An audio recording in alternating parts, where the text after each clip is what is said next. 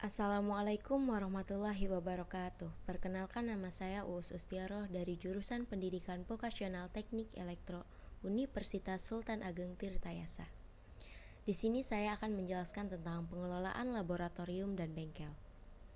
Secara teknis, SMK Teknologi dan Industri sebagai lembaga penyelenggara pendidikan dapat diidentikan sama dengan industri.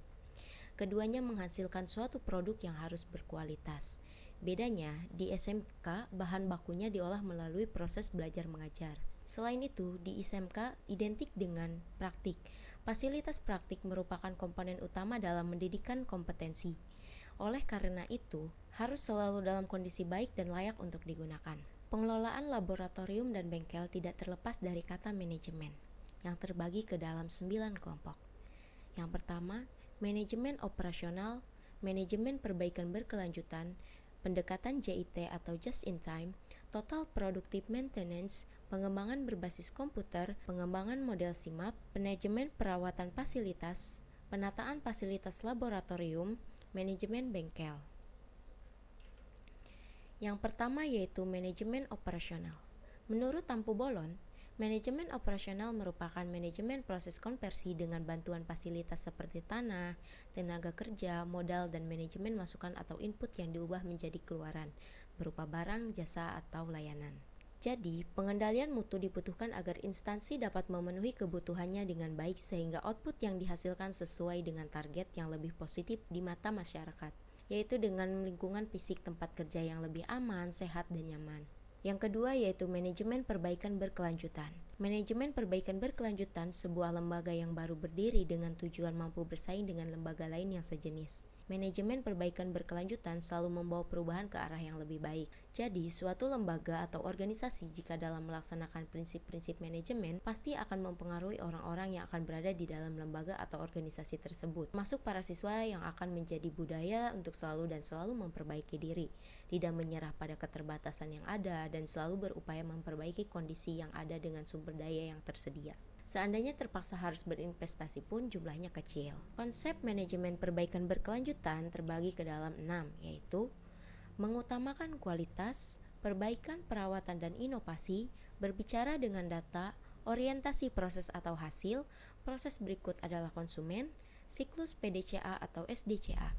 Permasalahan lembaga pendidikan terbagi ke dalam 4. Yang pertama ada publikasi yang meliputi lembaga pendidikan yang bersifat birokratif. Kedua ada input, terjadi pemborosan sistem pada pembelajaran. Yang ketiga ada sumber daya manusia yang meliputi biaya praktikum yang cukup tinggi seperti bahan, energi, dan lain-lain. Yang terakhir ada lingkungan yang meliputi penataan tempat dan ruang yang kurang baik serta keadaan tempat belajar yang kotor. Selanjutnya ada pendekatan JIT atau just in time.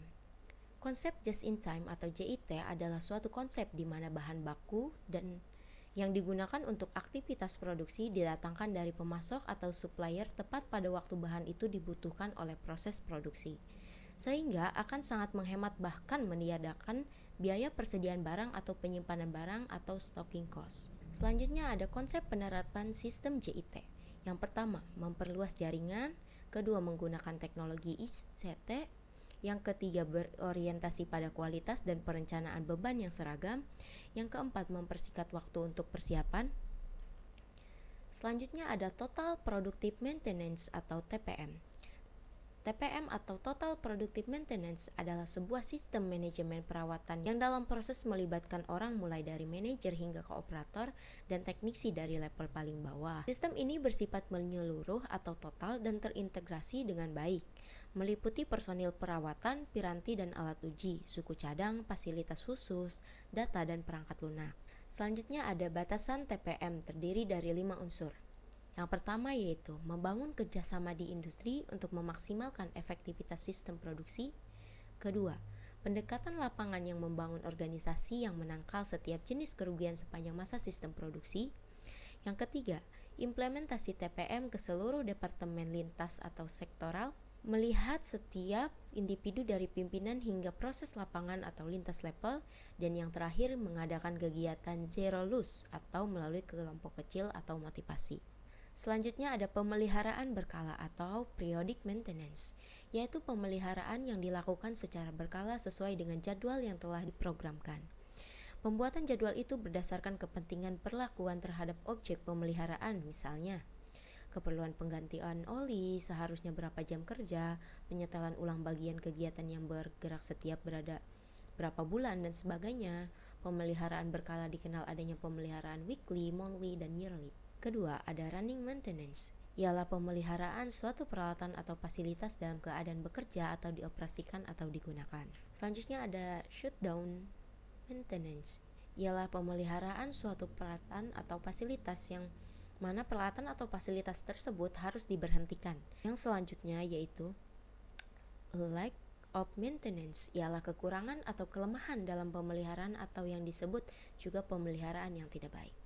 Terakhir adalah predictive maintenance atau pemeliharaan perakiraan, ialah kegiatan pemeliharaan yang memperkirakan umur atau masa pakai efektif dan efisien suatu komponen. Pengujian hasil perbaikan. Yang pertama ada uji tampak, ialah mesin atau peralatan atau fasilitas yang telah selesai diperbaiki perlu dilihat secara visual apakah sudah tampak rapi, tertib, dan sempurna rakitannya.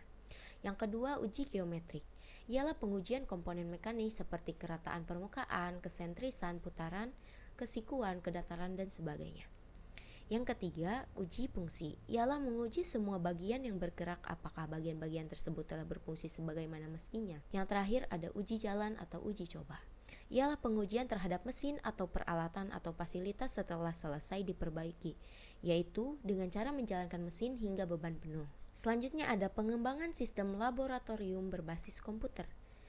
SIMAP ini bertujuan untuk melakukan perawatan fasilitas yang digunakan untuk membuat jadwal atau schedule perawatan, mengatur aktivitas perawatan fasilitas, monitoring data, dan mengolah informasi berdasarkan input data sampai menghasilkan report yang dapat digunakan sebagai analisa dan fasilitas. Modul SIMAP.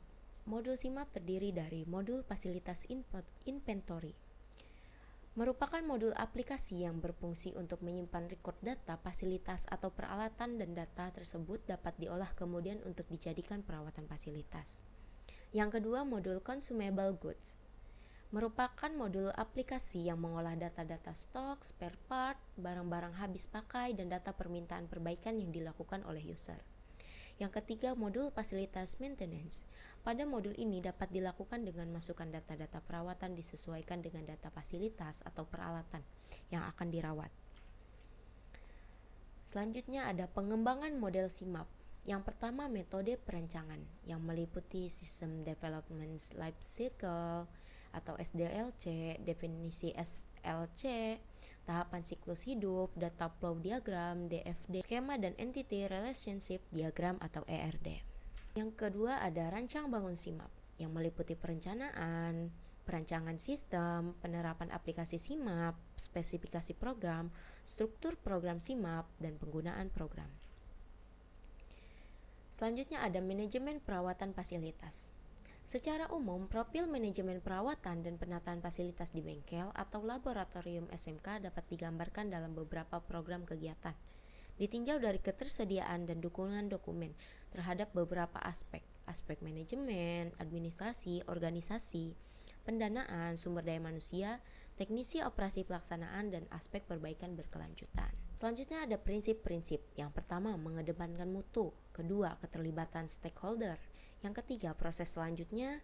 Dan yang keempat, ada data sebagai basis kegiatan. Terakhir, ada manajemen mutu.